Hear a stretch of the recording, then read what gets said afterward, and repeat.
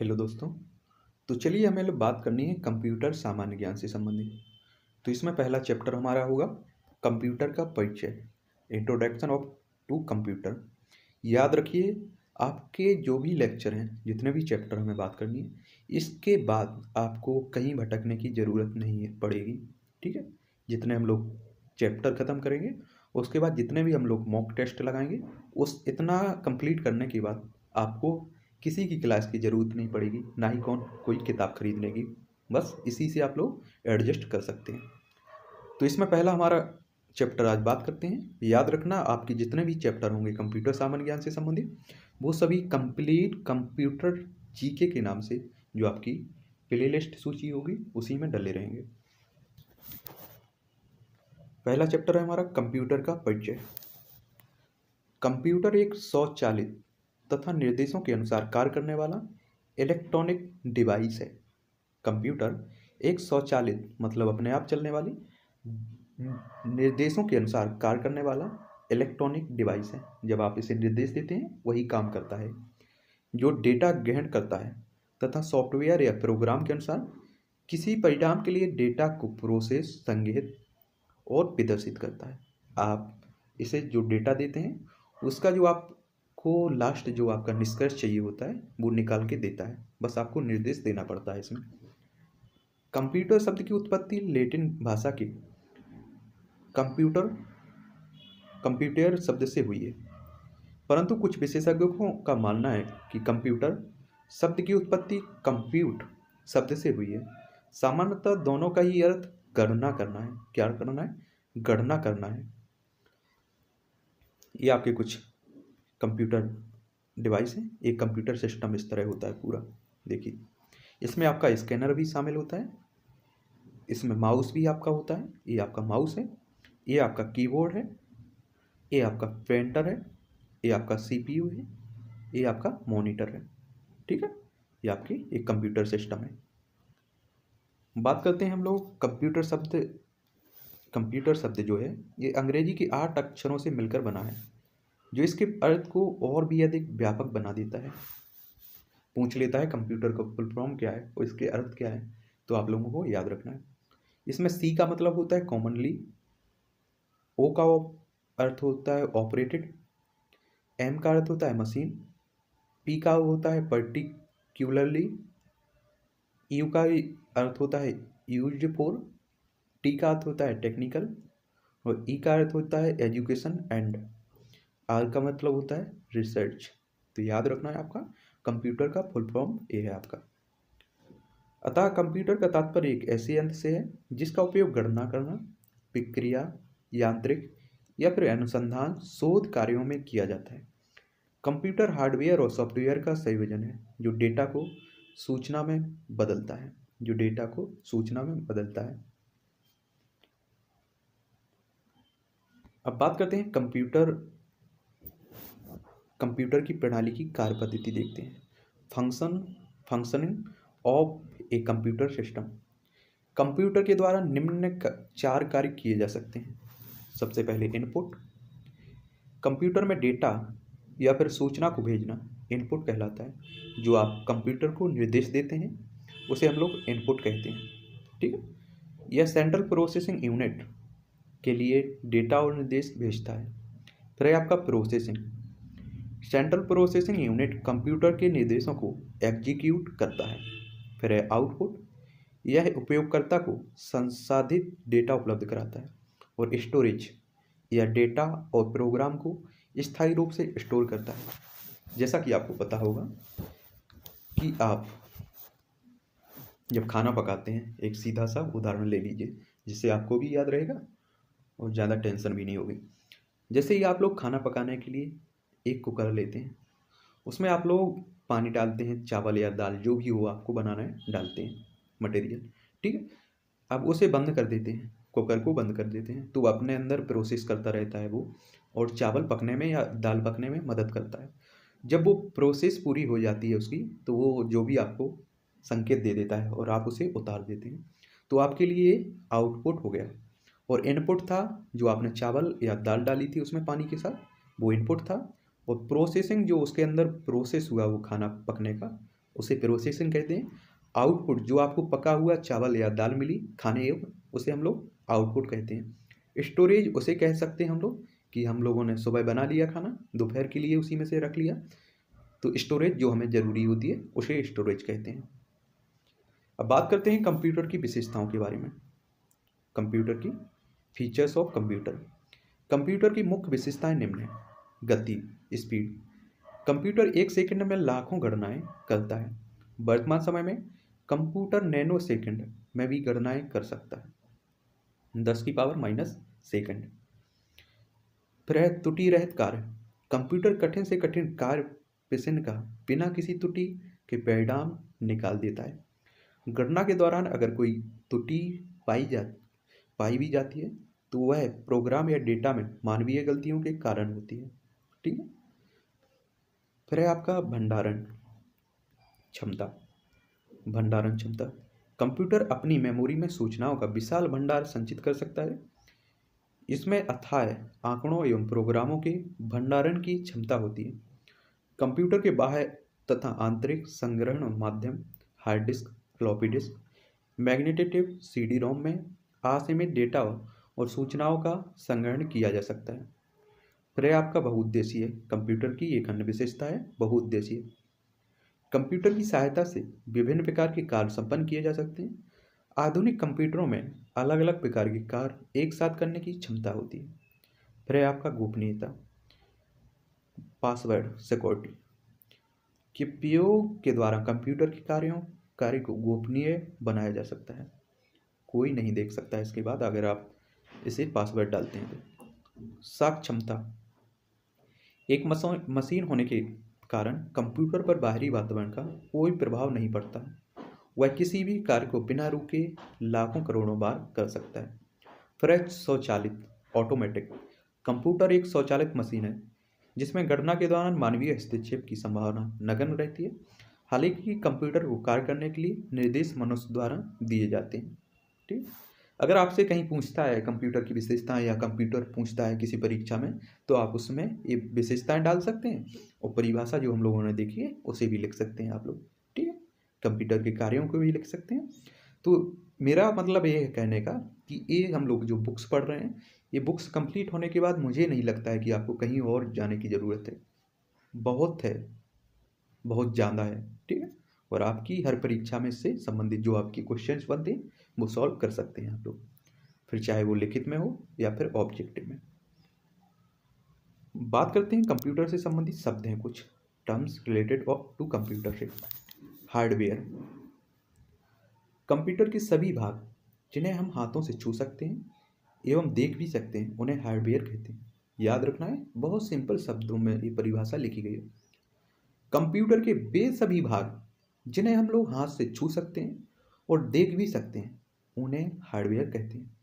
यांत्रिक, विद्युत तथा इलेक्ट्रॉनिक भाग कंप्यूटर हार्डवेयर के नाम से जाने जाते हैं। आधुनिक कंप्यूटर के hardware motherboard, monitor, keyboard, mouse, painter आदि होते हैं। अब बात करते हैं हम लोग सॉफ्टवेयर। किसमें? सॉफ्टवेयर के बारे में। एक निश्चित कार्य को संपन्न करने के लिए निर्देशों का समूह प्रोग्राम या सॉफ्टवेयर कहलाता है। प्रोग्राम कंप्यूटर को इनपुट क्रियाओं, डेटा की विक्रिया और परिणामों को दर्शाने का निर्देश होता है, जैसे नोटपैड, MS ऑफिस, गेम्स। जो हम लोग कार्य देते हैं उसे जो सॉल्व करता है या प्रोसेस करता है उसमें आपका सॉफ्टवेयर शामिल होता है। ठीक है। जैसे MS वर्ड से ऑफिस से हम लोग हमें रिज्यूम बनाना है या कोई प्रिंट करने के लिए लिखना है तो इसमें MS ऑफिस का उपयोग करते हैं। गेम खेलते समय हम लोग सॉफ्टवेयर का यूज करते हैं, जैसे आपका PUBG हो, ये सॉफ्टवेयर ही है गेम्स का। फिर है डेटा तथ्यों और अव्यवस्थित आंकड़ों का समूह है। डेटा को 2 भागों में विभाजित किया जा सकता है। पहला है आपका संख्यात्मक डेटा, न्यूमेरिकल डेटा। इसमें 0 से 9 तक के अंकों का प्रयोग किया जाता है। परीक्षा में प्राप्त अंक, रोल नंबर आदि संख्यात्मक डेटा के उदाहरण हैं। फिर है चिन्हात्मक डेटा। इसमें अंकों, अक्षरों तथा चिन्हों का प्रयोग किया जाता है। जैसे कर्मचारी का कर्मचारियों का पता, पैन कार्ड नंबर आदि इसके उदाहरण हैं। फिर बात करते हैं कंप्यूटर का एक भाग है प्रोसेसिंग। डेटा पर की जाने वाली उन क्रियाओं को जिनमें सूचना प्राप्त होती है प्रोसेसिंग कहा जाता है।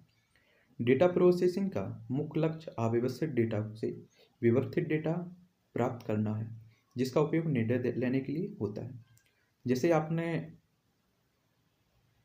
जो आप कंप्यूटर को निर्देश दिए हैं, तो आपको तो मेन जो निष्कर्ष चाहिए वो चाहिए ना, जो उपयोगी है आपके लिए। तो यही उपयोगी जो व्यवस्थित डेटा, जो अव्यवस्थित डेटा आप देते हो, व्यवस्थित डेटा जो आपको उपयोगी होता है वो आपको प्रोसेसिंग द्वारा मिलता है। फिर है आपका सूचना, इंफॉर्मेशन। जब डेटा को उपयोगी बनाने के लिए इसे संसाधित, व्यवस्थित, संगठित तथा संरक्षित किया जाता है तो प्राप्त डेटा सूचना कहलाता है। क्या कहलाता है? सूचना कहलाता है। बात करते हैं कंप्यूटर के इतिहास के बारे में। कंप्यूटर का इतिहास देखते हैं। History of computer evolution. आधुनिक कंप्यूटर को अस्तित्व में आए कुछ ही मुश्किल से 50 वर्ष हुए हैं। कितने? 50 साल हुए, लेकिन उनके विकास का इतिहास बहुत पुराना है। कंप्यूटर हमारे जीवन के हर पहलू में किसी न किसी तरह से सम्मिलित है। पिछले लगभग 4 दशक में कंप्यूटर ने हमारे समाज के रहन सहन व काम करने के तरीकों को ही बदल दिया है। अब आज देख रहे हैं आप लोग कि कंप्यूटर या फिर मोबाइल, कोई भी इलेक्ट्रॉनिक सामान है इस तरह का, इसके बिना मुझे लगता है कि अगर ये बंद हो जाए तो आदमी का अस्तित्व ही, आदमी को लगेगा कि सब अस्तित्व खत्म हो गया है। इतना जीवनचर्या बना ली है कंप्यूटर को, मोबाइल को। कंप्यूटर के विकास का इतिहास निम्नलिखित सारणी में संक्षिप्त में बताया जा रहा है। ये आपके आविष्कार हैं, ये आविष्कारक हैं जिन्होंने किया था, आविष्कार किया। ये समय है जिस समय में इसकी विशेषताएं हैं और इसके अनुप्रयोग हैं। अबेकस, कौन सा है? अबेकस। ये ली काई चैन चीन द्वारा इसका आविष्कार किया गया था। कब किया गया? 16वीं शताब्दी में। इसकी विशेषता है कि सबसे पहला एवं सरल यंत्र था। अबेकस लकड़ी का एक आयताकार ढांचा होता था जिसके अंदर तारों का एक फ्रेम लगा होता था। क्षैतिज तारों में गोलाकार मोतियों के द्वारा गणना की जाती थी। आपने अगर स्कूल में देखा होगा तो इस तरह का यंत्र था, हम जोड़ने के लिए, घटाने के लिए इसका प्रयोग करते थे, गिन के। आपने स्कूलों में देखा होगा, छोटी क्लासों में। ठीक है। इसके अनुप्रयोगों की बात करें तो जोड़ने व घटाने के लिए प्रयोग किया जाता था इसका। वर्गमूल निकालने के लिए भी इसका प्रयोग किया जाता था। फ्रे नेपियर्स बोन्स, इसका आविष्कारक हैं जॉन नेपियर। ये थे स्कॉटलैंड के। इन्होंने 1617 में इसका आविष्कार किया। इसकी विशेषताओं की बात करें तो ये जानवरों की हड्डियों से बने आयताकार पट्टियां होती थी।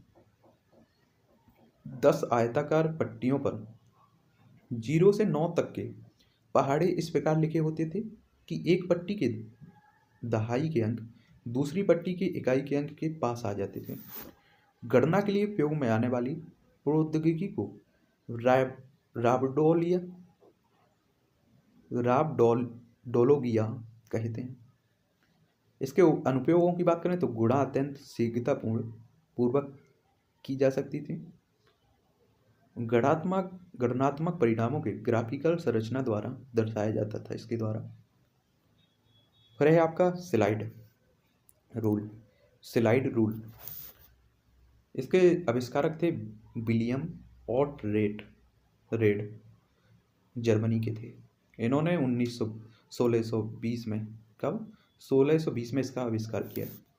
इनकी विशेषताओं की बात करें तो इसमें 2 विशेष प्रकार की चिह्नित पट्टियां होती थी जिन्हें बराबर में रखकर आगे पीछे सरकाकर लघुगणक की क्रिया संपन्न होती थी। पट्टियों पर चिन्ह इस प्रकार होते थे कि किसी संख्या के शून्य वाले चिन्ह से वास्तविक दूरी उस संख्या के किसी साझा आधार पर लघुगणक के समानुपाती होती थी। इसके उपयोगों की बात करें या अनुप्रयोगों की तो यह लघुगणक विधि के आधार पर सरलता से गणनाएं कर सकता था। फिर आपका पास्कलाइन। इसके आविष्कारक थे ब्लेज पास्कल। ये कहाँ के थे? फ्रांस के। 1642 में इसका आविष्कार किया। इसकी विशेषताओं की बात करें तो यह है प्रथम मैकेनिकल एडिंग मशीन है। यह मशीन ओडोमीटर एवं घड़ी के सिद्धांत पर कार्य करती थी। इस मशीन में कई दांतेदार चक और पुराने टेलीफोन की तरह घुमाने वाले डायल होते थे, जिन पर 0 से 9 तक संख्याएं अंकित होती थी। इसका उपयोग तो संख्याओं को जोड़ने और घटाने के लिए प्रयोग किया जाता था इसका। फिर है आपका लेबनीज यांत्रिक कैलकुलेटर। इसके जो आविष्कारक थे वो थे गॉटफ्रेड वॉन लेबनीज, जर्मन के थे। इन्होंने 1671 में इसकी स्थापना की या खोज की। इस मशीन को लेबनीज की रेकनिंग मशीन भी कहा जाता है। इसका उपयोग होता था, यह मशीन जोड़ व घटाव के साथ साथ गुणा व भाग कर सकने में समर्थ थी। कार व स्कूटर के स्पीडोमीटर में प्रयुक्त की जाती है। फिर है आपका जैकोडस लूम। इसके आविष्कारक थे जोसेफ मेरी जिकार्ड, ये फ्रांस के थे। इन्होंने 1801 में इसकी खोज की। इसकी विशेषताओं की बात करें तो एक ऐसी बुनाई मशीन थी जिसमें बुनाई के डिजाइन डालने के लिए छिद्र किए हुए कार्डों का उपयोग किया जाता था। यह प्रथम मैकेनिकल लूम थी। इसके उपयोग की बात करें तो इसका उपयोग कपड़े बुनने के लिए किया जाता था। फिर है आपका डिफरेंस इंजन। इसके आविष्कारक थे चार्ल्स बेबेज। 1822 में इसका आविष्कार किया इन्होंने। इसकी विशेषताओं की बात करें तो इस मशीन में सॉफ्ट तथा गियर लगे होते थे तथा यह मशीन भाप में चलती थी। किससे? भाप से चलती थी। इसके प्रयोगों की बात करें तो इस मशीन की सहायता से विभिन्न बीजगणितीय फलनों का मान दशमलव के 20 अंकों तक शुद्धतापूर्वक ज्ञात किया जा सकता था। इसका उपयोग बीमा, डाक, रेल उत्पादन में किया जाता था पहले। ठीक है। फिर है आपका एनालिटिकल इंजन। कौन सा? Analytical engine. इसके आविष्कारक थे चार्ल्स बेबेज। 1833 में इसका आविष्कार किया। इसकी विशेषताओं की बात करें तो इस मशीन के 5 मुख्य भाग थे। एक आपका इनपुट इकाई, फिर था स्टोर, मिल, कंट्रोल, आउटपुट इकाई। इस मशीन को आधुनिक कंप्यूटर का आदि प्रारूप माना जाता है। यह एक मैकेनिकल मशीन है। इसके प्रयोगों की बात करें तो इसका प्रयोग सभी गणितीय क्रियाओं को करने में किया जाता था। फिर है आपका टेबुलेटिंग मशीन। इसके जो आविष्कारक थे इनका नाम था हरमन होलेरिथ, 1880 में। इसकी विशेषताओं की बात करें तो इसमें संख्या पढ़ने का कार्य छेद किए हुए कार्डों द्वारा किया जाता था। एक समय में एक ही कार्ड को पढ़ा जाता था। इसमें सन 1896 में होलोरिथ ने टेबुलेटिंग मशीन कंपनी की स्थापना की, जो पंच कार्ड यंत्र का उत्पादन करती थी। सन 1924 में इसका नाम इंटरनेशनल बिजनेस मशीन या IBM हो गया। इसका प्रयोग 1890 की जनगणना में किया गया था। तो याद रखना, पूछ लेगा आपसे कि टेबुलेटिंग मशीन का उपयोग कब किया गया था, कायम? तो 1890 की जनगणना में, या पूछ लेगा 1890 की जनगणना में किया गया यंत्र था टेबुलेटिंग मशीन। फिर है आपका क्वेश्चन अगला है मार्क 1। क्या है? मार्क 1।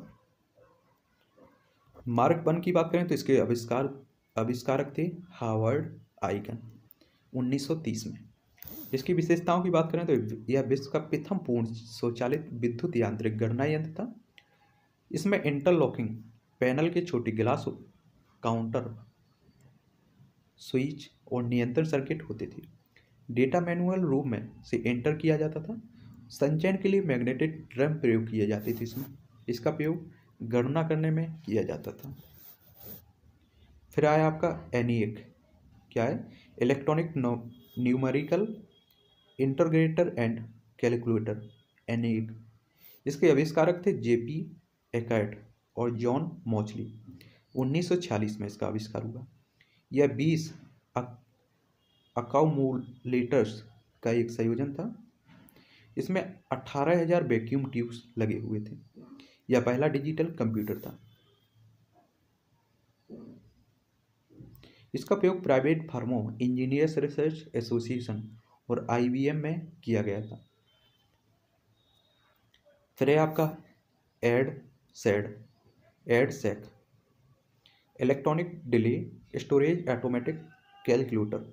इसके आविष्कारक थे मॉरिस बिल्कस 1949 में। इसकी विशेषताओं की बात करें तो यह पहला प्रोग्राम संगृहीत डिजिटल कंप्यूटर था। यह वर्गों के पहाड़ों की भी गणना कर सकता था। यह मरकरी डिले लाइनस का उपयोग मेमोरी और वैक्यूम ट्यूब का उपयोग लॉजिक के लिए करता था।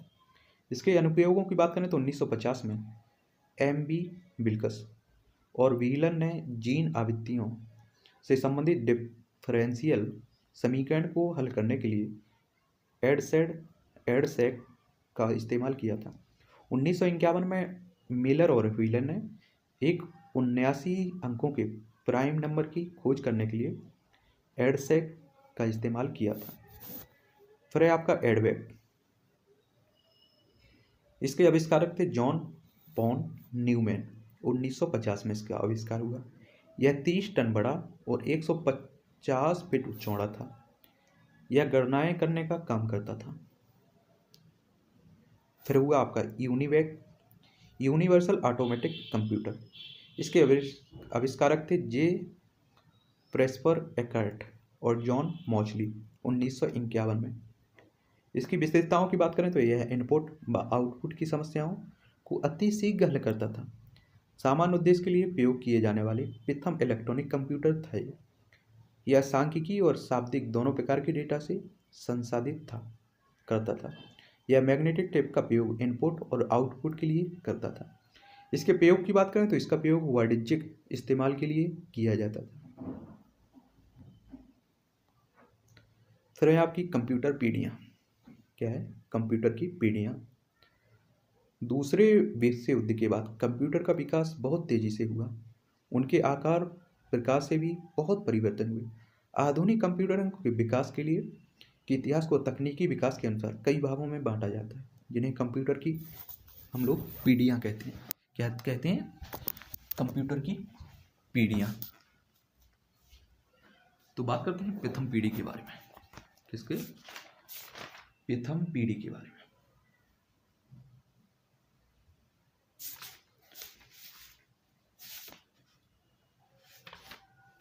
प्रथम पीढ़ी में है आपका वर्ष 1940 से 56 तक।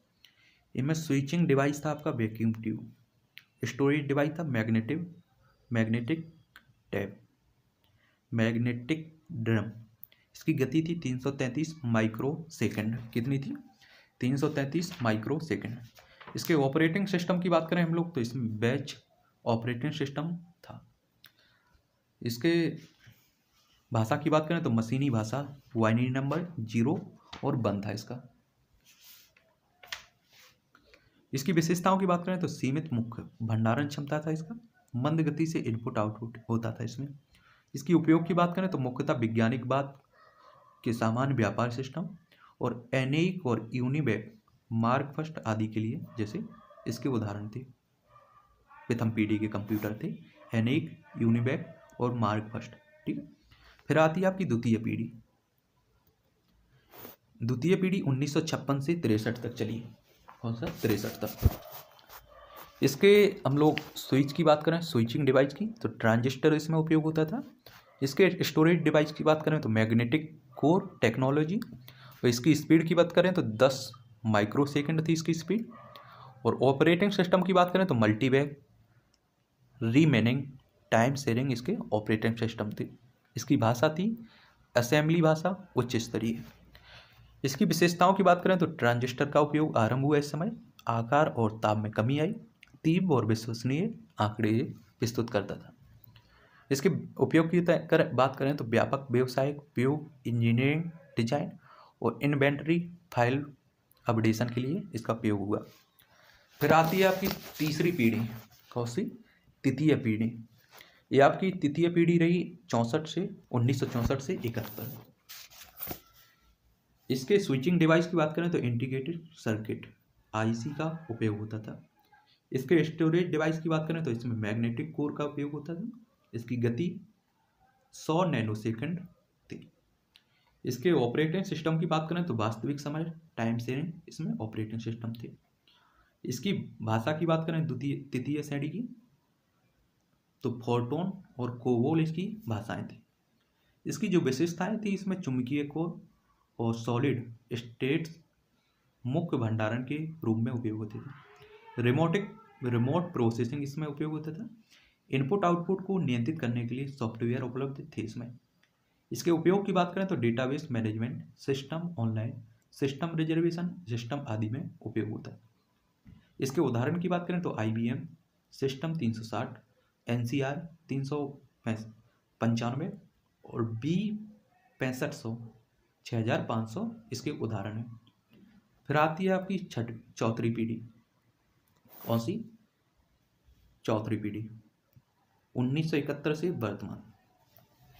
इसमें आपका डिवाइस की स्विचिंग डिवाइस की बात करें तो बड़े पैमाने पर इंटीग्रेटेड सर्किट माइक्रो प्रोसेसर्स उपयोग होते थे।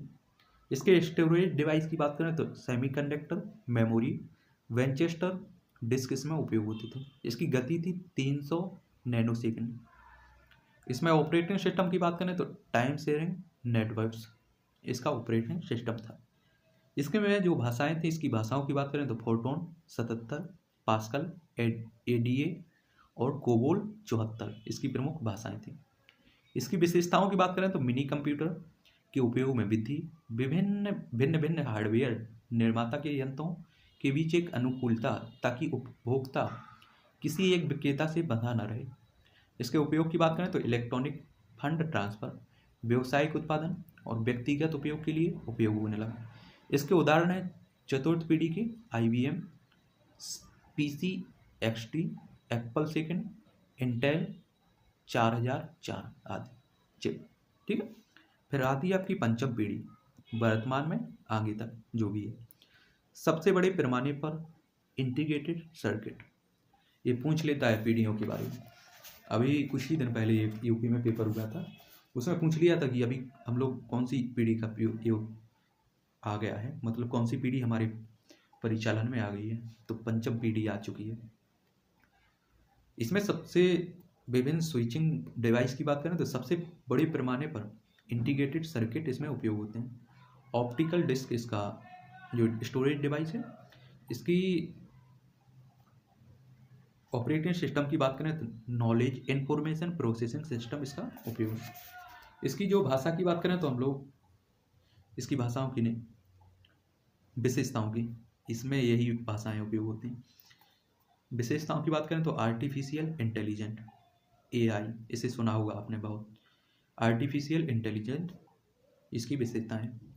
इसके उपयोग की बात करें तो information management, natural language processing, switch, character images recognisation इसकी प्रमुख उपयोग है। कुछ आपके पॉइंट है, इन्हें भी जानना है तो देख लेना। चार्ल्स बेबेज को कंप्यूटर का जनक कहा जाता है। ये आपके ऑब्जेक्टिव क्वेश्चंस में इस तरह के क्वेश्चन पूछ लेता है वनडे एग्जाम में। चार्ल्स बेबेज को कंप्यूटर का जनक कहा जाता है। वैसे भी आपको जनरल नॉलेज के लिए याद रखना चाहिए। 2 दिसंबर को प्रति वर्ष विश्व कंप्यूटर साक्षरता दिवस के रूप में मनाया जाता है। आधुनिक कंप्यूटर का जनक एलन ट्यूरिंग को कहा जाता है। पहला computer architecture John von Neumann द्वारा 1938 में प्रस्तुत किया गया। सिद्धार्थ भारत में निर्मित पहला पर्सनल कंप्यूटर था। सिद्धार्थ भारत में निर्मित पहला पर्सनल कंप्यूटर था। एडसेक वह प्रारंभिक ब्रिटिश कंप्यूटर था जो डिजिटल संगीत प्रोग्राम पर आधारित था। पैकमैन नामक प्रसिद्ध कंप्यूटर खेल के लिए निर्मित हुआ था। पैकमैन नामक प्रसिद्ध कंप्यूटर किसके लिए? खेल के लिए निर्मित हुआ था। अब हम बात करते हैं कंप्यूटर का वर्गीकरण, देखते हैं। कंप्यूटर को उनकी रूपरेखा, कामकाज, उद्देश्यों तथा प्रयोजनों इत्यादि के आधारों पर विभिन्न वर्गों में विभाजित किया जा सकता है, जिनका संक्षिप्त विवरण निम्नता है। एक आकार के आधार पर, फिर उद्देश्य के आधार पर और अनुप्रयोग के आधार पर 3 भागों में विभाजित किया जा सकता है।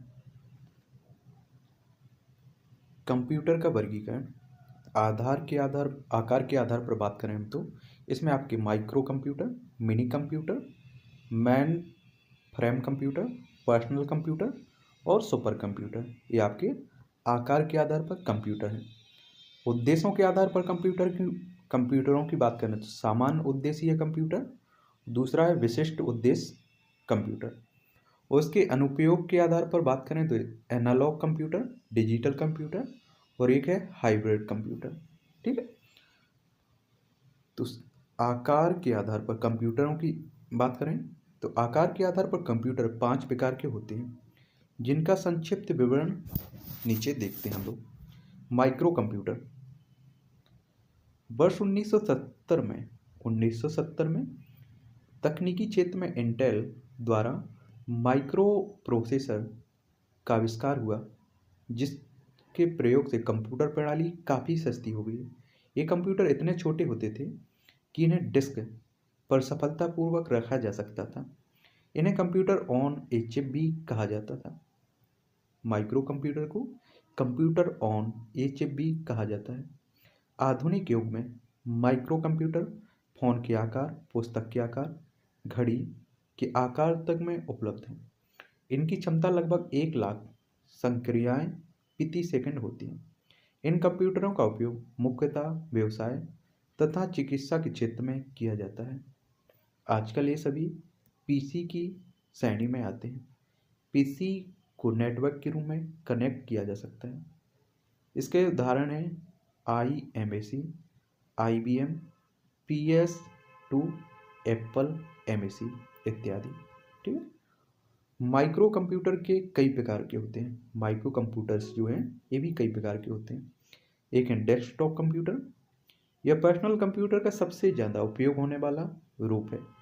इस तथ्य के बावजूद कि PCS को छोटा करके आज लैपटॉप, पामटॉप का आकार दे दिया गया है। फिर भी अधिकांश घरों और व्यावसायिक स्थानों पर आपको डेस्कटॉप ही मिलेंगे, क्योंकि ये सस्ते और टिकाऊ और ज़्यादा चलने वाले होते हैं। फिर है आपका लैपटॉप। विगत कुछ वर्षों में कुछ तकनीकी विकास ने माइक्रो कंप्यूटर का आकार इतना सूक्ष्म कर दिया कि उन्हें सफलतापूर्वक इधर उधर ले जाया जा सकता है और साधारण व्यक्ति भी उनको खरीद कर उपयोग में ला सकता है। ऐसे कंप्यूटरों को लैपटॉप कहा जाता है। लैपटॉप को कभी कभी नोटबुक भी कहा जाता है। फिर है आपका पामटॉप। यह लैपटॉप की तरह पोर्टेबल पर्सनल कंप्यूटर है। यह लैपटॉप से भी हल्का और छोटा होता है। यह हैंड हेल्ड ऑपरेटिंग प्रणाली का इस्तेमाल करता है। फिर आपका टैबलेट पर्सनल कंप्यूटर। टैबलेट और लैपटॉप एक तरह से समान है, परंतु टैबलेट पीसी, नोटबुक कंप्यूटर से ज़्यादा सुविधाजनक है। ये दोनों ही पोर्टेबल हैं, परंतु उपयुक्त सॉफ्टवेयर, स्क्रीन आदि की विभिन्नता से दोनों में अंतर है। टैबलेट पीसी की स्क्रीन पर आप बिना कीबोर्ड की सहायता से लिख सकते हैं, परंतु नोटबुक पर नहीं ऐसा कर सकते हैं। ठीक है, फिर है आपका personal digital assistant, PDA। Digital diary भी एक पोर्टेबल कंप्यूटर ही है, लेकिन यह सभी काम नहीं कर सकता। मुख्यतः इसका उपयोग छोटे आंकड़ों और सूचनाओं जैसे फ़ोन नंबर, ईमेल, पता आदि के भंडारण में किया जाता है। फिर है आपका वर्क स्टेशन। यह अभियांत्रिकी, तकनीकी और ग्राफिक्स के कार्यों के साथ साथ कंप्यूटर के एकल व्यक्ति के साथ पारस्परिक व्यवहार में भी उपयोग होता है। ठीक, फिर है आपका मिनी कंप्यूटर। मिनी कंप्यूटर की बात करें तो मध्यम आकार के इन कंप्यूटरों की कार्यक्षमता तथा कीमत दोनों ही माइक्रो कंप्यूटर की तुलना में अधिक होती है, जिस कारण ये व्यक्तिगत प्रयोग में नहीं लाए जाते हैं। इस प्रकार के कंप्यूटरों पर एक या एक से अधिक व्यक्ति एक समय में एक से अधिक कार्य कर सकते हैं। इनका उपयोग प्रायः छोटी या मध्यम स्तर की कंपनियां करती हैं। मिनी कंप्यूटर की गति 10 से 30 MIPS मेगा इंस्ट्रक्शन पर सेकंड होता है। इसके उदाहरण है HP 9000, RISC 6000, BUL HN, DPX2 और AS 400। फिर है आपका मेनफ्रेम कंप्यूटर। क्या है मेनफ्रेम कंप्यूटर? आकार में अत्यधिक बड़े ये कंप्यूटर कार्यक्षमता कीमत में भी मिनी तथा माइक्रो कंप्यूटर से अधिक होते हैं। अतः बड़ी कंपनियों तथा बैंक या सरकारी विभागों में एक केंद्रीय कंप्यूटर के रूप में इनका उपयोग होता है। मेन फ्रेम कंप्यूटर को एक्सेस करने के लिए उपयोगकर्ता फ्रेया नोड का इस्तेमाल करते हैं। अधिकतर कंपनियों में मेन फ्रेम कंप्यूटर का उपयोग भुगतानों का ब्यौरा रखने, बिलों को भरने, कर्मचारियों का भुगतान करने, उपभोक्ताओं द्वारा खरीदी वस्तुओं का ब्यौरा रखने इत्यादि कार्यों में किया जाता है। इसके उदाहरणों की बात करें तो क्राई फर्स्ट, CDS सर्वर, क्राइवर, IBM 4381, ICL 39, यूनिवेक 1110 आदि इसके उदाहरण हैं।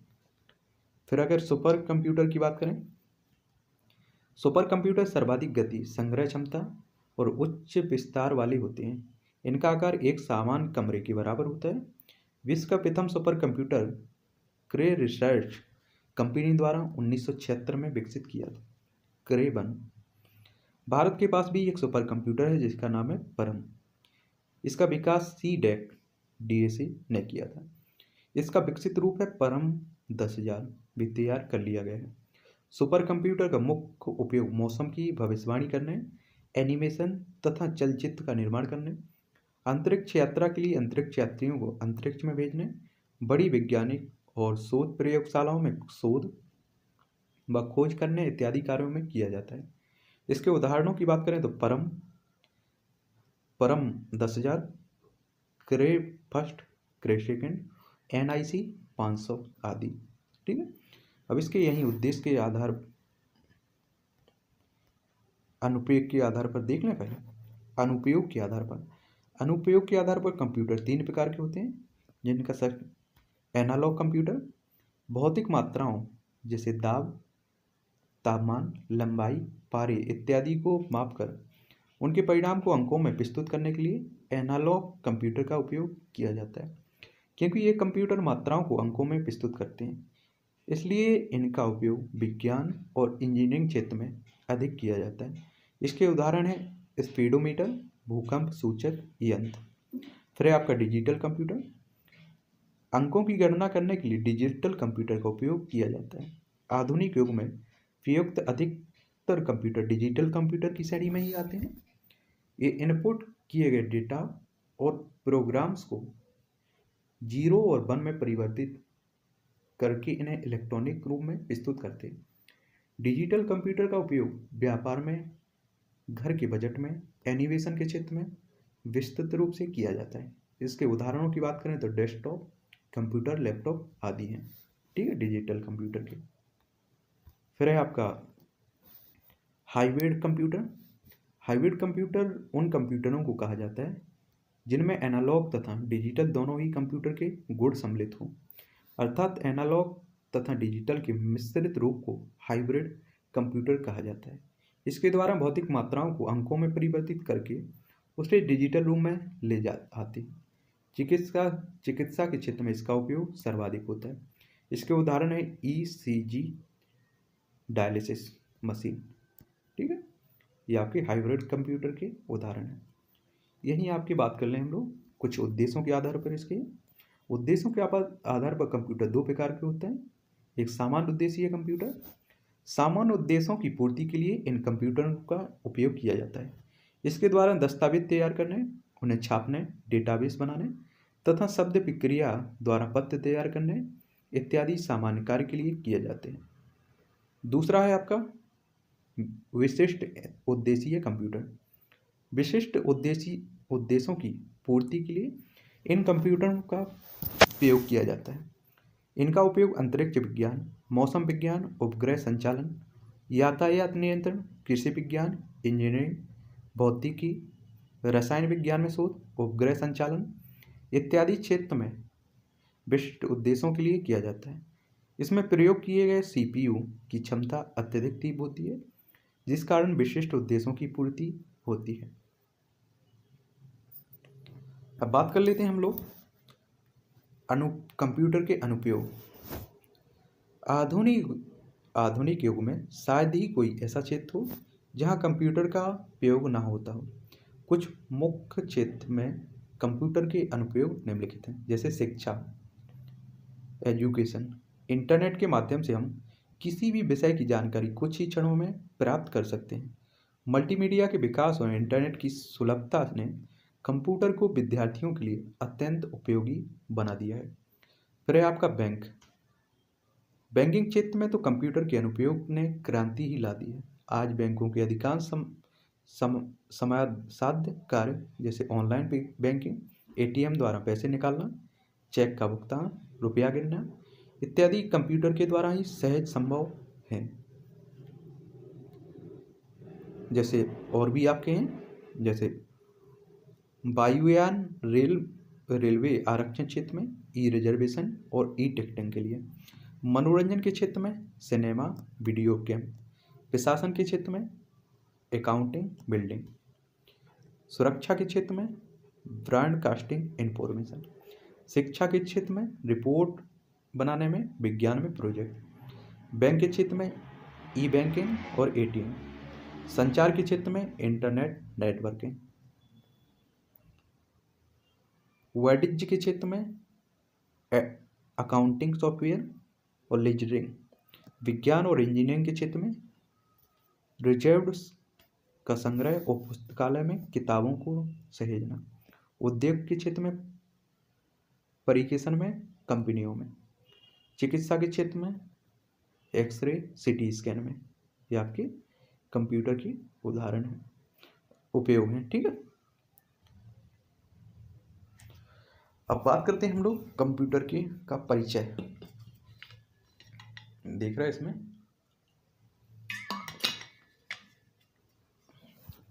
इनके उपयोगों में फिर आपका है शामिल संचार क्षेत्र। कंप्यूटर के प्रयोग ने संचार के क्षेत्र में इंटरनेट के प्रयोग को संभव बनाया है। आधुनिक संचार व्यवस्था की तो कंप्यूटर के अभाव में कल्पना भी नहीं की जा सकती है। टेलीफोन और इंटरनेट ने संचार क्रांति को जन्म दिया। तंतु प्रकाश की संचरण में भी कंप्यूटर का प्रयोग किया जाता है। अगर आपसे पूछ ले कि कंप्यूटर के अनुप्रयोग या उपयोग, तो आप ये लिख सकते हैं। ठीक, शिक्षा हो, फिर चाहे आपका संचार हो, बैंक हो। फिर आपका चिकित्सा के क्षेत्र में।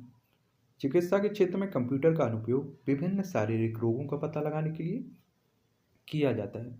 रोगों का विश्लेषण, निदान भी कंप्यूटर द्वारा संभव है। आधुनिक युग में एक्सरे, CT स्कैन, अल्ट्रासाउंड इत्यादि विभिन्न जांचों में कंप्यूटर का प्रयोग विस्तृत रूप से हो रहा है। फिर आपका वायुयान तथा रेलवे आरक्षण। एक स्थान से दूसरे स्थान पर वायुयान तथा रेलवे द्वारा जाने के लिए आरक्षण कंप्यूटर द्वारा ही किए जाते हैं तथा कंप्यूटर द्वारा ही हम घर बैठे निर्धारित समय की भी जानकारी प्राप्त कर सकते हैं। मनोरंजन की बात करें तो मनोरंजन के क्षेत्र में कंप्यूटर का प्रयोग प्रायः सिनेमा, टेलीविज़न कार्यक्रमों, वीडियो गेम इत्यादि रूपों में किया जाता है। मल्टीमीडिया के प्रयोग ने तो कंप्यूटर को बहुआयामी बना दिया है। फिर आपका प्रशासन। हर एक संस्थान में अपना एक आंतरिक प्रशासन होता है और प्रशासनिक कार्य कंप्यूटर से ही किए जाते हैं। फिर आपका सुरक्षा। आज बिना कंप्यूटर की हमारी सुरक्षा व्यवस्था बिल्कुल कमज़ोर हो जाएगी। एयरक्राफ्ट को ट्रैक करने, हवाई हमले आदि में कंप्यूटर का इस्तेमाल किया जाता है। फिर आपका वाणिज्य। दुकान, बैंक, बीमा, क्रेडिट कंपनी आदि में कंप्यूटर का अधिकतम उपयोग किया जा रहा है और करते हैं। कंप्यूटर के बिना काम करना वित्तीय दुनिया के लिए असंभव हो गया है। फिर आपका विज्ञान, इंजीनियरिंग।